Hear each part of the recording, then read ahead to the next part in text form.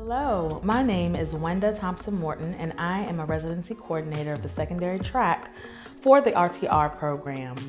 I'm here to talk to you today about the purpose of the secondary program, and I'll tell you that this program is very near and dear to my heart because I was a part of the secondary program track and I love secondary students. I love teaching.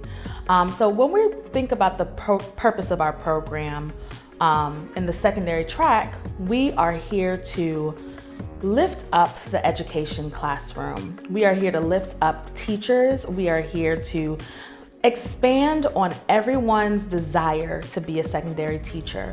We work with teachers in the education track of English, science, and that's multiple forms of science. We've got math, and that's multiple levels of math as well. And we also have social studies or history. We are here to take you through the journey within the classroom with an experienced teacher as your mentor for an entire school year.